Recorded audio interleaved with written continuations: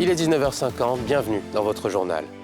Dans les titres de l'actualité de ce 21 mars, la remise de dons de la Première Dame à destination de la communauté chrétienne, un don d'une valeur de 130 millions de francs CFA qui intervient à quelques jours de la fête de Pâques. 2672 nouveaux sous-officiers viennent grossir les rangs de la police nationale. 675 femmes font partie de cette nouvelle promotion. Monseigneur Paul Siméon Aouana, archevêque métropolitain de Bouaké, sera inhumé vendredi dans cette ville. La levée de corps s'est déroulée ce jeudi et une veillée religieuse mercredi. Mesdames et messieurs, bonsoir. À l'approche de la fête de Pâques, la Première Dame Dominique Ouattara, à travers sa fondation, a offert aux personnes démunies des communautés chrétiennes des vivres d'une valeur de 130 millions de francs CFA, des dons réceptionnés par les guides religieux qui ont manifesté leur gratitude. Nadia Eja, Joseph Zécré. 130 millions de francs CFA, c'est la valeur des vivres offerts par la Première Dame, Dominique Ouattara, aux chrétiens de Côte d'Ivoire. Composés de riz, sucre, pâtes alimentaires, boîtes de tomates et bien d'autres denrées, ces dons vont permettre aux chrétiens issus de milieux défavorisés de célébrer la Pâque dans la festivité. Le choix de ce moment n'est pas fortuit. Nous sommes dans le temps du partage et de la charité. C'est pourquoi la Première Dame, connue pour ses actions caritatives menées à travers la fondation Children of Africa, n'a pas voulu être en marge de ce temps de solidarité. Cette année encore, elle fait parler son cœur en se souciant de ses frères et sœurs dans le besoin. Fidèle à sa vision humanitaire, elle leur témoigne sa générosité et son soutien à travers les nombreux dons faits ce jour aux familles en difficulté au sein de nos communautés chrétiennes pour la fête de Pâques. Ces dons ont été remis aux différents responsables religieux qui devront les distribuer aux bénéficiaires. L'occasion a été saisie pour faire écho de la cohésion sociale qui règne entre les religions et dans le pays. Dieu nous a aidés à comprendre un peu cela, surtout en cette période où les chrétiens se sont engagés sur le chemin du carême. Et nos frères et sœurs musulmans les ont rejoints sur le chemin du jeûne du Ramadan. Cela montre bien que Dieu veut rassembler ses enfants. La ministre de la Solidarité a exprimé son admiration à la Première Dame pour son soutien constant aux plus démunis. Au geste de donner est associé le fait d'ouvrir et d'ouvrir son trésor. C'est cela donner. C'est ce que vous faites, Madame la Première Dame, dévoiler ce qui est précieux pour en faire bénéficier les autres. Et je voudrais profiter de cette occasion pour vous témoigner toute mon admiration pour les actions concrètes engagées par vous en vue de consolider la solidarité et la cohésion entre les fils et filles de cette nation. Cette remise de dons en nature aux communautés chrétiennes pendant le mois de Carême dure depuis plusieurs années. La police nationale s'enrichit de 2672 nouveaux sous-officiers, dont 675 femmes et 1997 hommes. Ils ont reçu ce jeudi 21 mars 2024 leurs épaulettes et un signe de service.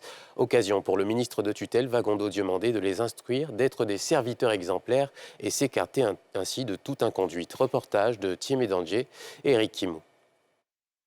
Place d'armes de l'école de police d'Abidjan. Sur les rangs, 2672 sous-officiers, tous aptes à intégrer les unités opérationnelles de la police nationale après 2 ans de formation. En face, pour le cérémonial de baptême, le ministre de tutelle. À ses côtés, son collègue en charge de la jeunesse, Mamadou Touré, parrain de la 46e promotion. Nous vous ayons l'honneur de choisir comme parrain Monsieur Mamadou Touré. À terme, la promotion baptisée Feu adjudant Douo Hippolyte Olivier, décédé en service commandé, reçoit ses épaulettes. Étape suivie du premier salut des tout nouveaux sergents de police. La promotion, forte de 675 filles et 1997 hommes, soit le double des années précédentes, a vu radier de son effectif de départ 10 élèves policiers, dont 2 pour faute professionnelle et 8 pour faux diplôme. Cette mauvaise fortune, prévient le ministre Vagondo Diomandé, va être le sort de tout agent qui va s'écarter des principes de discipline, d'intégrité et de dévotion pour la patrie. À ceux parmi vous qui tenteront de suivre les traces des rares brebis galeuses celle qui jette le discrédit sur la noble corporation de la police nationale. Chers nouveaux collaborateurs, je puis vous dire que je leur promets toute la rigueur des règlements ainsi que celle de la loi. Je serai, je tiens à vous le dire, sans état d'âme. Pour sa part, Mamadou Touré invite ses filleuls à marcher dans les pas de leurs défunts anciens, tombés, les armes à la main, sur le champ d'honneur. Votre engagement pour notre nation doit être sans faille, comme ce fut le cas de l'adjudant de police de Hippolyte Olivier. Vous êtes appelés à incarner les valeurs de dévouement, de sacrifice et d'intégrité qui l'ont caractérisé. Son exemple doit vous inspirer à chaque étape de votre carrière. Sachez que vous quittez aujourd'hui la vie de l'école pour le code de la vie qui est fortement parsemé de difficultés. Comme un enfant qui apprend à marcher, vous devez marcher dans les sillons tracés par vos anciens, suivre les consignes de vos chefs et continuer à vous former.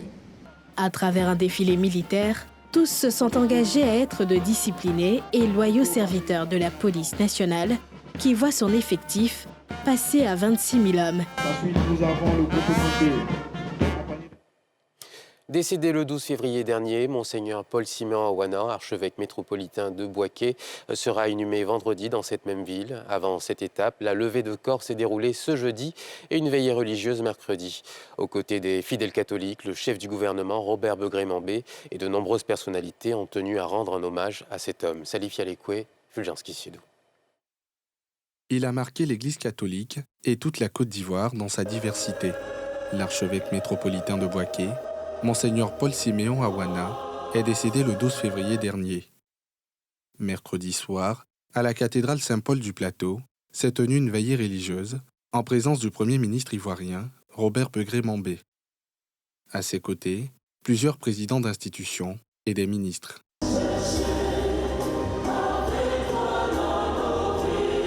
C'est à l'unisson que tous les participants ont prié pour celui qui a sacrifié une partie de sa vie au service de l'Église catholique. L'on retient de lui un guide religieux impliqué à divers niveaux de la vie politique et sociale de la Côte d'Ivoire.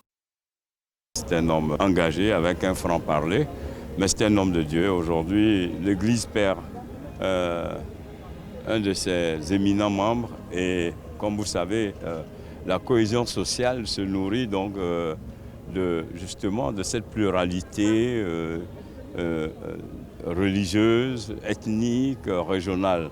Et c'est ça qui fait la Côte d'Ivoire. Donc aujourd'hui, nous sommes venus exprimer notre compassion à la famille chrétienne, à l'Église, pour la perte de cet homme qui a marqué quand même l'Église ivoirienne et qui a marqué la Côte d'Ivoire dans ces moments difficiles. C'est une personne de valeur que nous perdons, raison pour laquelle toute la communauté de Saint-Étienne est motivée ce soir. Ça a ébranlé tout le peuple de Saint-Étienne. Voilà. Il fut curé chez nous, il intégrait tout le monde. Voilà. Il permettait à ceux qui venaient de pouvoir s'intégrer assez facilement. Il était un homme de joie. Ce jeudi, l'émotion était forte lors de la levée de corps et de la messe de requiem. Le chef du gouvernement était encore présent pour soutenir la grande famille de l'Église catholique. Le corps de Monseigneur Awana a été transféré dans la journée à Bouaké. Dans la Cité de la Paix, à la cathédrale Sainte-Thérèse de Bouaké, une messe sera dite vendredi avant son inhumation. Né le 19 décembre 1952 à Bingerville, au sud du pays, Monseigneur Awana totalise 28 ans d'épiscopat et 40 ans de sacerdoce.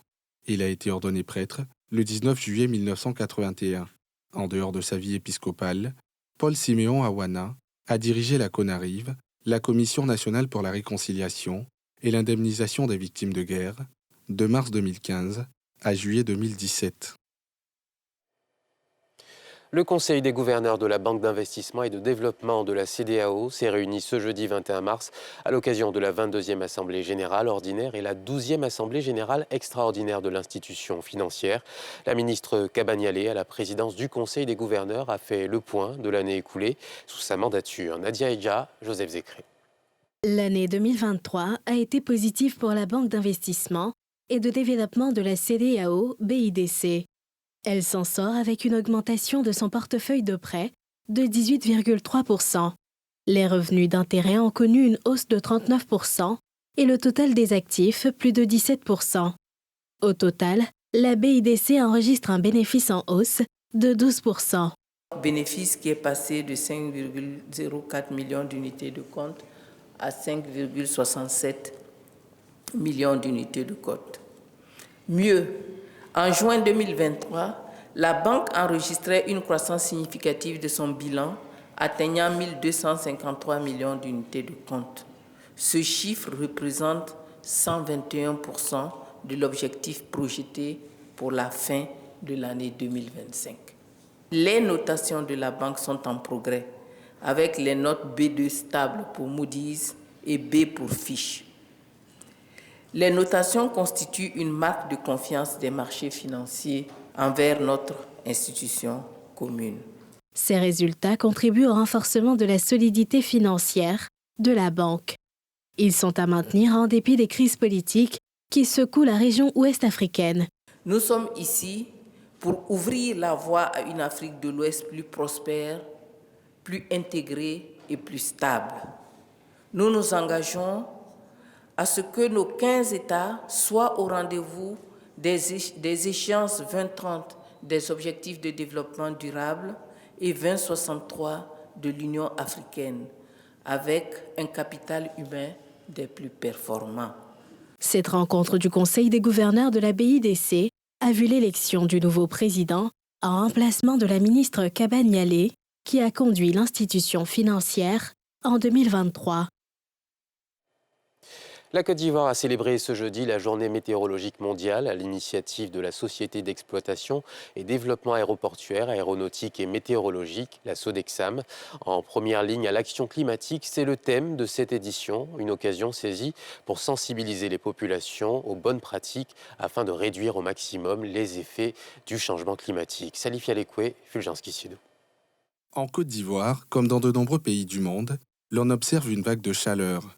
Le changement climatique constitue une menace avec des conséquences sur le quotidien des populations, mais aussi sur les activités agricoles, afin de sensibiliser les populations sur les effets de cette situation et susciter une prise de conscience réelle. L'édition 2024 de la Journée météorologique mondiale, célébrée ce jour en Côte d'Ivoire, s'est donnée pour thème, en première ligne, de l'action climatique.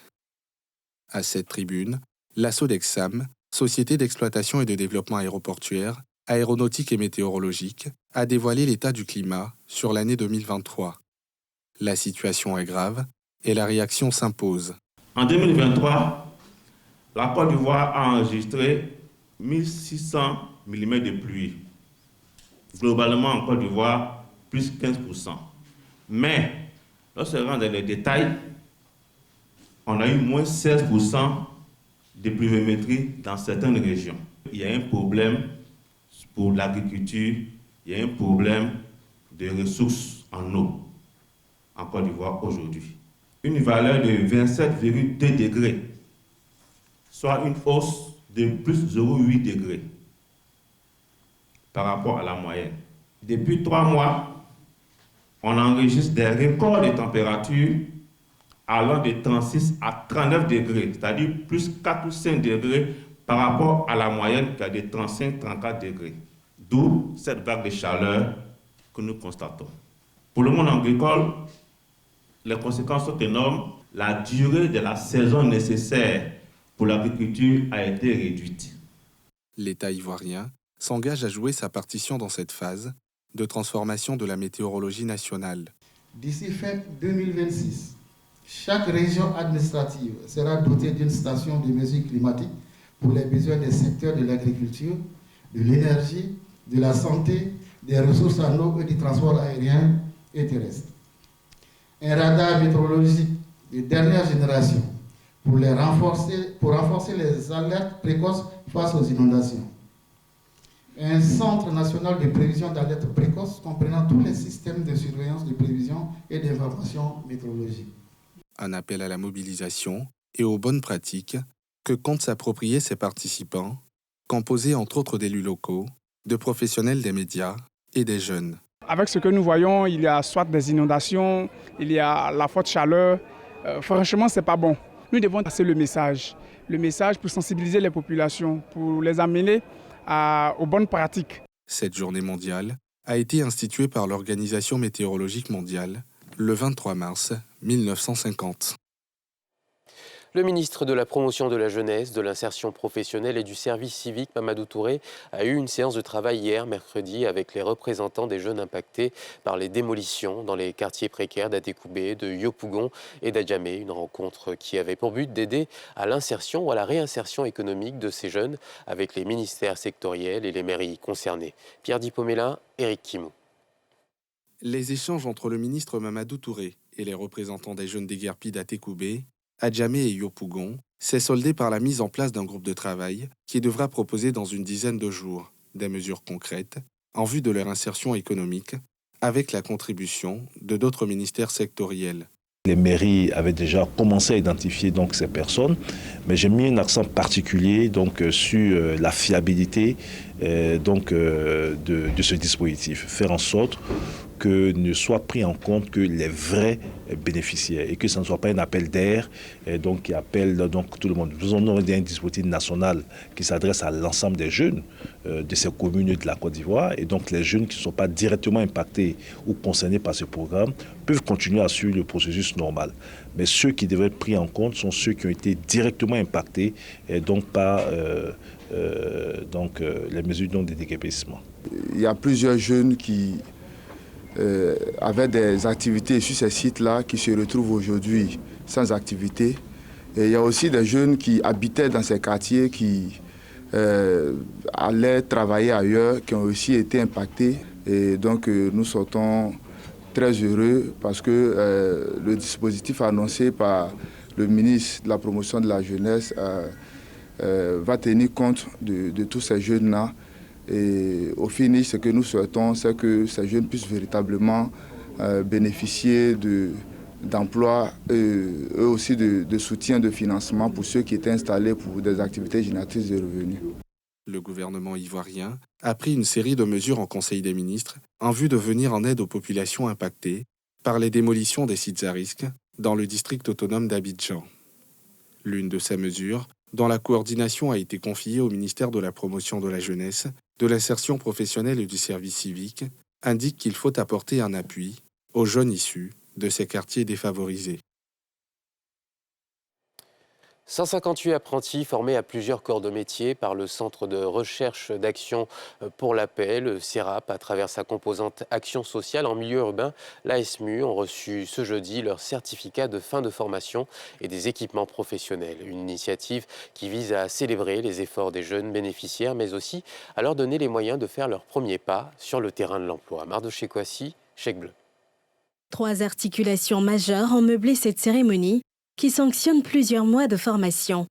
Il s'agissait d'abord d'attester la compétence des jeunes, tant par les maîtres artisans formateurs que par l'action sociale en milieu urbain, ASMU. Des équipements ont également été remis aux apprentis en 2e année de formation pour leur permettre d'améliorer leur niveau en travaillant à leur propre compte. Tous ces jeunes sont issus de milieux défavorisés, conformément aux missions de l'Institut social du CERAP. À l'origine de l'Institut social du CERAP, dont fait partie l'action sociale en milieu urbain, l'ASMU, il y avait une volonté de répondre à un appel, celui d'aller vers les communautés où prédominait ou bien prédomine la pauvreté, la vulnérabilité, et d'y être solidaire aux pauvres, solidaire des pauvres. La particularité de cette mission auprès des pauvres se situe dans l'approche pédagogique, une formation orientée vers l'insertion socio-professionnelle, une véritable lutte contre la pauvreté, véritable lutte contre le chômage des jeunes. Ce sont 69 titulaires de certificats de fin de formation et 89 bénéficiaires d'équipements professionnels qui étaient à l'honneur lors de cette cérémonie, parrainée par la présidente de la Fondation BJKD. Des jeunes déterminés à réussir leur insertion professionnelle. J'ai réfléchi et dit, je suis un homme, donc je dois au moins apprendre à faire un truc dans ma vie. Et c'est là que je suis venu à CERAP pour venir faire la formation. Aujourd'hui, il y a eu mon diplôme. Je suis vraiment fier de moi. En tout cas, je suis en joie parce que ça n'a pas été facile. Malgré ça, j'ai pris mon courage. On a fait la formation, ça s'est bien passé. Bon, après, je vais faire une année encore et après, je vais chercher à m'installer. L'action sociale en milieu urbain, créée en 1985, vise entre autres à promouvoir la dignité de la personne humaine et lutter contre la pauvreté, en contribuant à réduire le phénomène de l'exclusion économique et sociale des jeunes, améliorer les conditions de vie des populations vulnérables. Et puis ça y est, c'est la fin de ce journal. Je vous donne rendez-vous demain à 19h50. Et en attendant, bonne suite de programmes sur NCI.